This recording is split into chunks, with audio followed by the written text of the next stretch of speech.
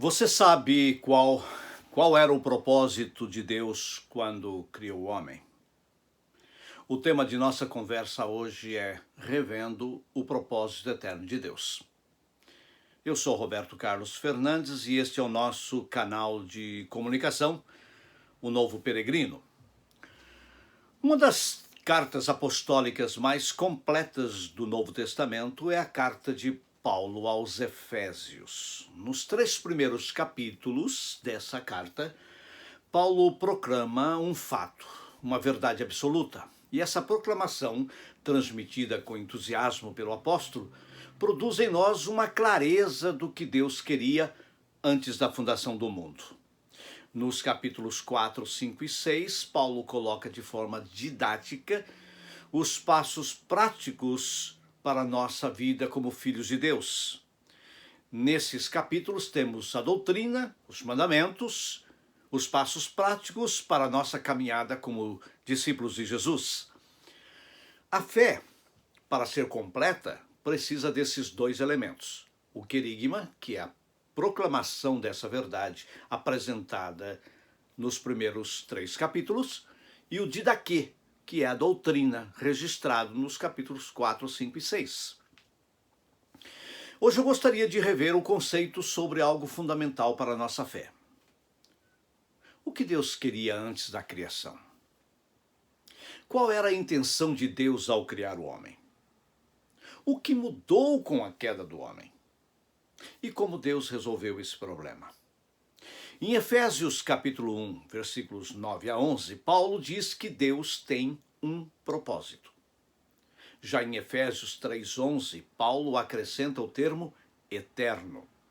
E em Efésios 4:13, Paulo deixa claro que o propósito eterno de Deus é que sejamos semelhantes a Jesus Cristo.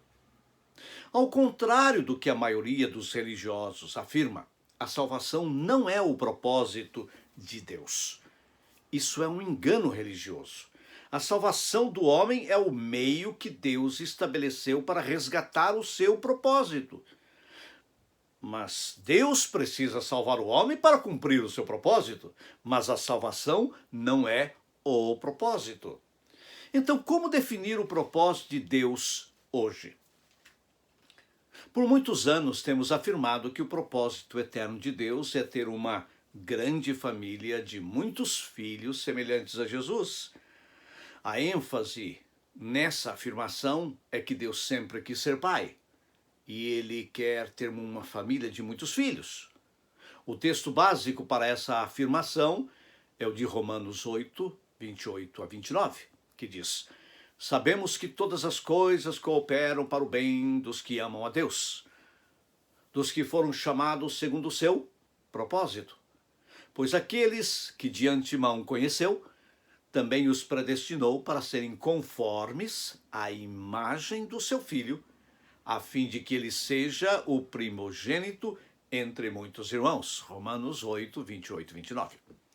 Embora essa frase esteja correta no conceito, ou seja, Deus realmente quer uma família de muitos filhos, a ênfase precisa ser focada nos semelhantes a Jesus. Muitos querem ser filhos de Deus e afirmam que são filhos de Deus por serem religiosos. Outros querem participar da família de Deus e pensam que só pelo fato de serem membros de uma denominação ou de uma igreja cristã, isso lhes garante uma posição. Todavia, ser igual a Jesus é algo que muitos nem sequer pensam. Mas você me perguntaria, semelhantes a Jesus em que aspecto? Nós sabemos que há uma infinidade de atributos em Jesus. Todos esses atributos são grandiosos e o caracteriza como um ser único e inigualável.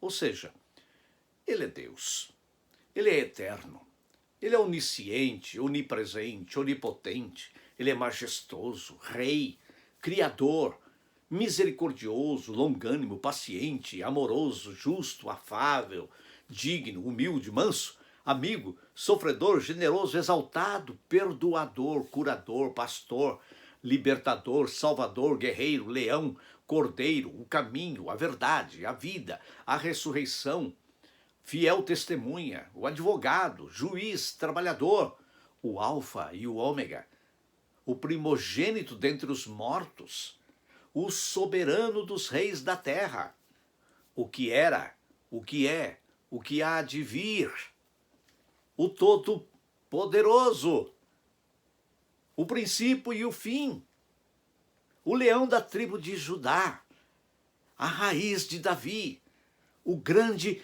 eu sou. Atributos tremendos. Uau, fantástico! Pode você se imaginar ser como ele? Parece mais uma ficção religiosa, uma utopia, não é verdade? Alguém dirá, isso é impossível. Jamais seremos como ele é.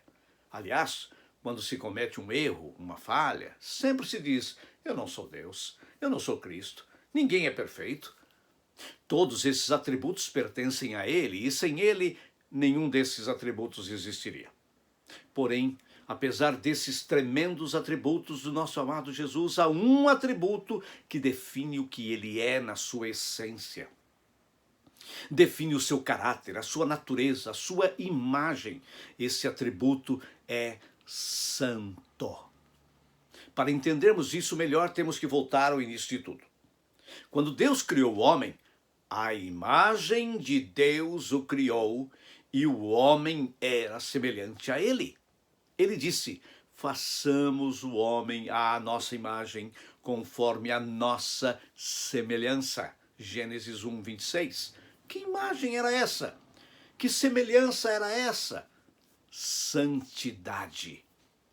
Porém, o homem perdeu essa imagem e semelhança no dia em que Adão e Eva pecaram. A maior tragédia da humanidade não foi o homem se tornar um pecador depravado, mentiroso, egoísta, adúltero, ciumento, traidor, ladrão, assassino, ingrato, desobediente aos pais, insensível, mais amante dos prazeres do que amante de Deus, inescrupuloso, avarento, inventador de males, caluniador, fofoqueiro, maledicente, sem afeição natural, inimigo do bem, sodomita, efeminado, destruidor de famílias, impaciente, orgulhoso, independente, vaidoso, arrogante. Não, essa não foi a maior tragédia da humanidade. A maior tragédia da humanidade foi o homem perder a santidade de Deus. O homem perdeu a imagem de Deus. Ao lermos o Velho Testamento, que não é tão velho quanto se julgam, vemos Deus dizendo, eu sou o Senhor vosso Deus, e sereis santos porque eu sou santo. Levíticos 11, 44. E repete no versículo 45, eu tirei vocês do Egito para que eu seja o vosso Deus, portanto, vós sereis santos porque eu sou santo. No capítulo 19, versículo 2, ele volta a afirmar, fala a toda a congregação dos filhos de Israel e diz-lhes, santos sereis, porque eu, o Senhor vosso Deus, sou santo. Quando o apóstolo Pedro escreveu sua primeira carta, despertava na memória dos discípulos essa verdade. Segundo é santo aquele que vos chamou, tornai-vos santos também vós mesmos em todo o vosso procedimento, porque escrito está, sede santos, porque eu sou santo. 1 Coríntios 1, 15, 16. Assim, meus amados irmãos, revendo o eterno propósito de Deus descrito em Efésios 1:4, que diz, assim como nos escolheu nele, em Jesus, antes da fundação do mundo, para sermos santos e irrepreensíveis perante ele. Foi exatamente isso que aconteceu quando Jesus foi pregado naquela cruz, naquela tarde que dividiu a eternidade em duas partes, que rasgou o véu das trevas embrenhado de pecados e ofensas.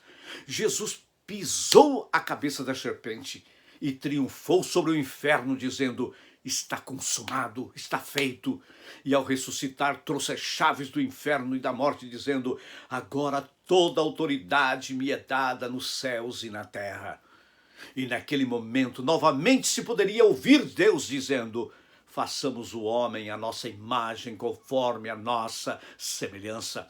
Um novo homem é criado em Cristo Jesus. não pela vontade do homem ou da mulher, não fruto da carne gerando carne, mas pelo Espírito de Deus através do único caminho de volta ao eterno propósito de Deus, Jesus.